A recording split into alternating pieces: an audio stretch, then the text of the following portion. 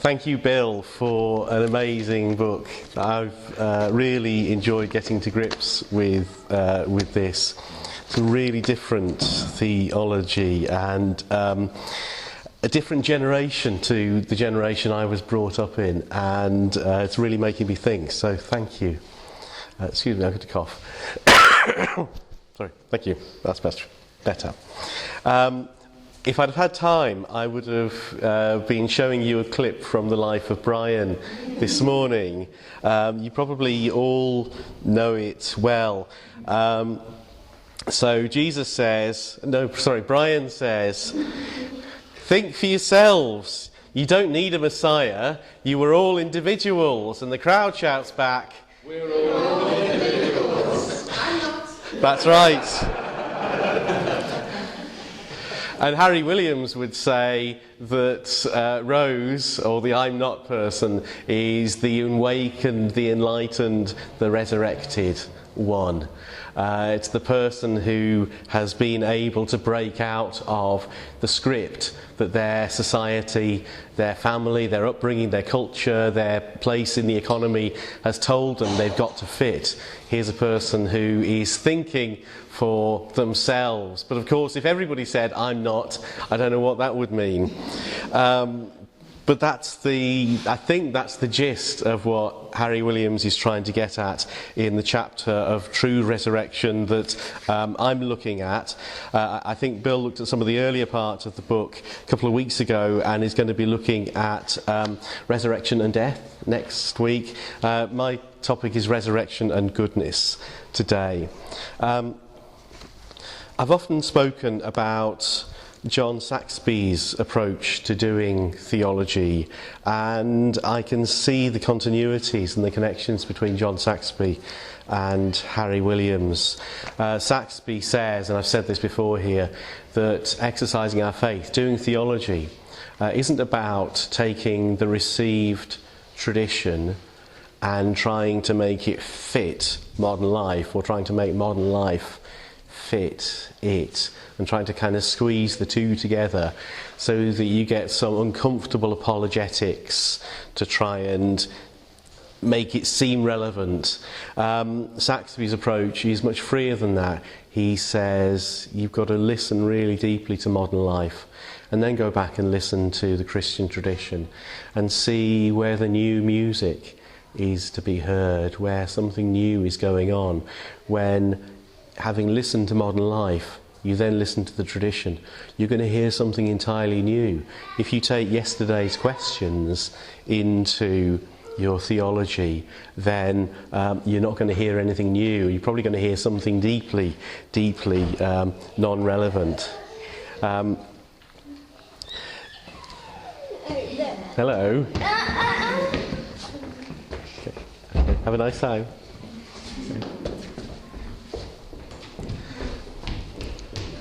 Now we should start the service at 10:15, and that would work for everybody, I'm sure. Right. St. Paul, in our reading, is talking about his encounter with the risen Christ.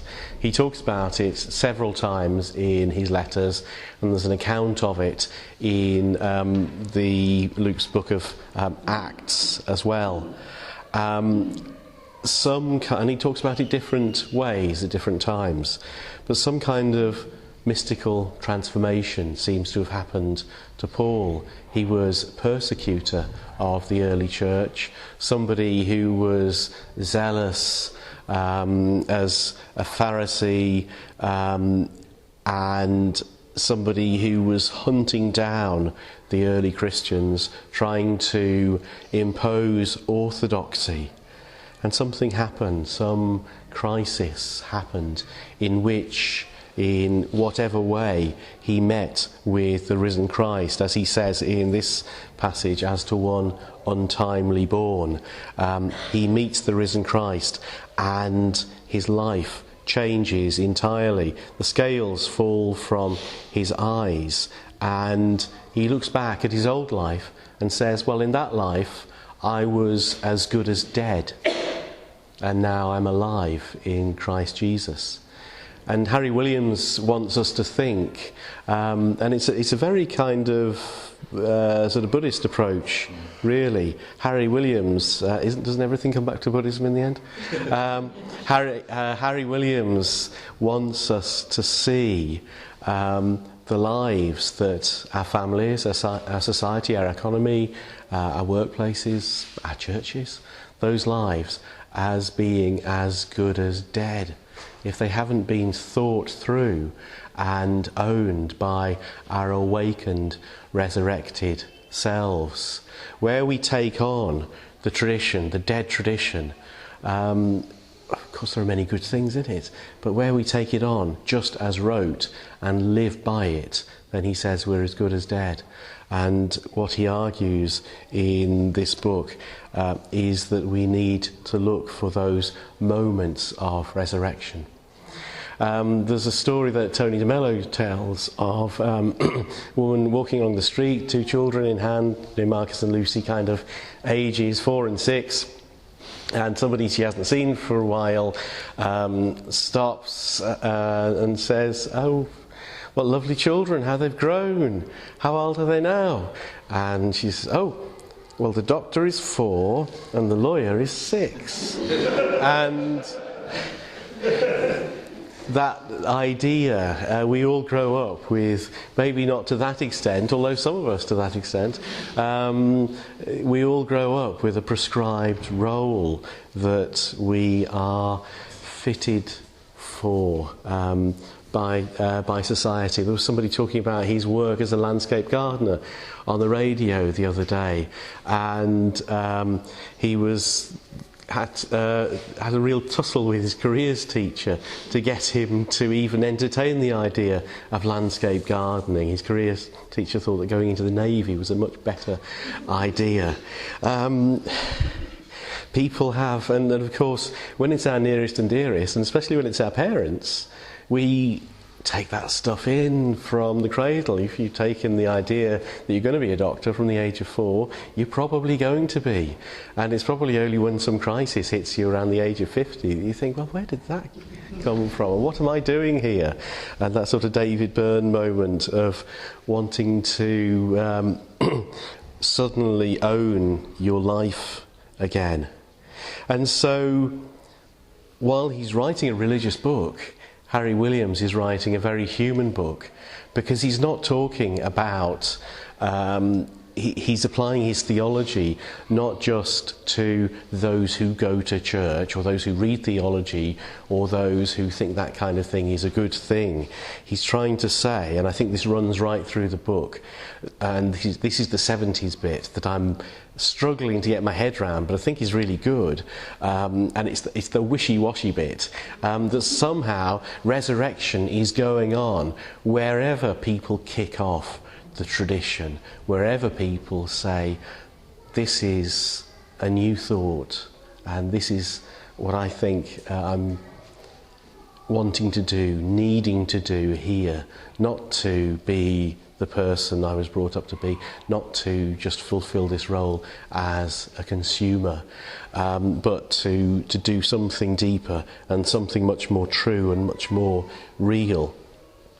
So he's talking about a theology of everyday life rather than theology as a specialist thing all of its own for people who like that kind of thing or are wired that way. So it's very interesting stuff. He's saying resurrection is going on wherever there's reconciliation, new insight, brave steps for liberation, and a quote, resurrection is everywhere, in the down-to-earth and yet miraculous. Resurrection can happen at the level of the individual who breaks out of the story of family, class, tribe, culture, or economy.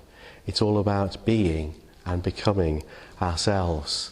Of course, you've heard Bill fill you in a bit on Harry Williams' biography, and it's no accident that his books parallel his own struggle and his own journey through psychoanalysis, and then his own studies in psychology, he's trying to fit together the Christian tradition with that experience of, if you like, growing up throughout his life into an independent and free person. Paradoxically, of course, he spent the last 40 years of his life in a reasonably strict religious community, and that's where this book was written.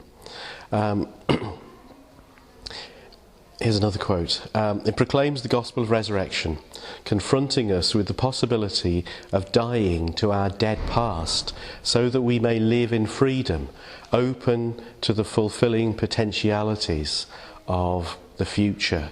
Another of my favourite theologians is Jürgen Moltmann, and again I've talked about him often, but he has this idea of the open future, and that's one of his core ideas, that what is and what's going to be are radically open, that the future can be changed, that it is in our hands. It's not all determined for us. So Williams, were he here today, might wonder, might ask us, have we been resurrected? Are we risen? Do we know what it is to establish our own identity over and above the one foisted on us by the circumstances of our life? It's the person raised up, sorry, I'm de-1975ing the language. So it is the person raised up from their own dead past who is able gloriously to be, and in being, so to create and raise others. So being a person in community, we have a responsibility not just to ourselves, but as risen people who are able to speak for ourselves from our own free agenda, we're able to free others. All of this made me think about Steve Chalk, and I know Kieran and Warren were at a conference with Steve a couple of weeks ago, and Steve's somebody who, if you kind of ran across him, I suppose 20 years ago, 15 years ago, 10 years ago, would have been a pretty orthodox evangelical leader, and kind of young and up and coming evangelical leader who had it all sewn up, who had it all taped, and who managed to put across fairly conservative gospel in a very sort of attractive package and a very slick sort of way, and getting into some social justice issues. But I think it's only now that Steve would probably say that he's really found his own voice in all of that.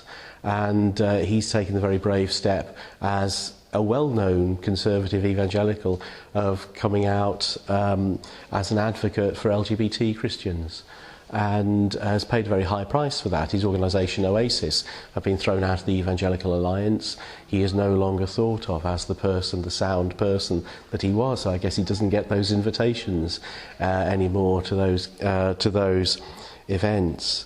But here's somebody who has gone along with the script and has experienced a moment of resurrection, and is now operating from a place of freedom and a place of authenticity, and a place where he can be a vehicle of freedom and joy, authenticity and resurrection to other people. And Williams wonders where all this comes from, and he grounds all of this in God the Creator.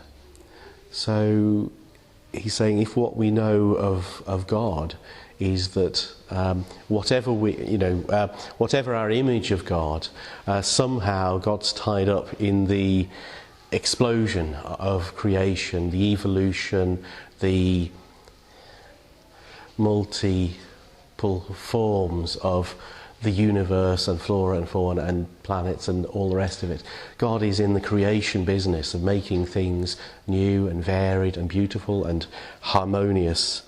And if God's a creator and is the creator of all of us in our different forms, then being a creator is to be in the image of God. And so resurrection people are creators. So again, back to Paul. Paul was a destroyer, if you like, an oppressor in his former life.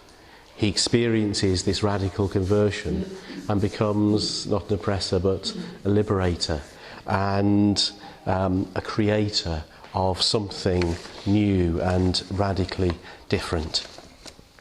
And so Williams goes on to talk about ethics, how we live the good life. And he says, ethical behaviour is not about submitting to a scale of values. It is magnificently and gloriously to be, and in being, to create.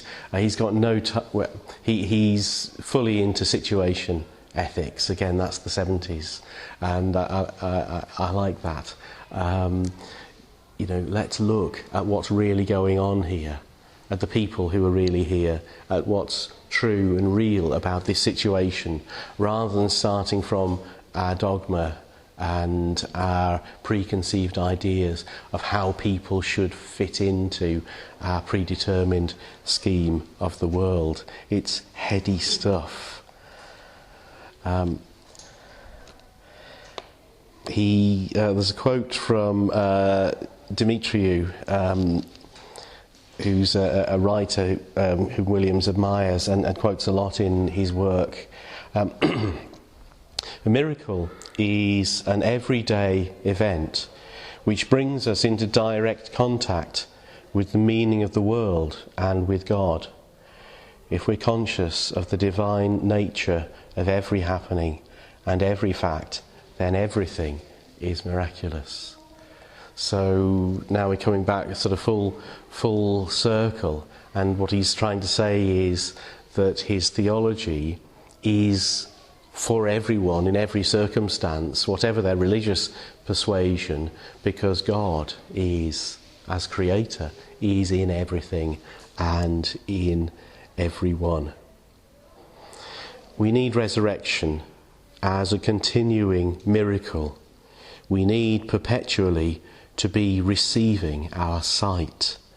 We need daily and hourly to be raised up again to creativity and goodness.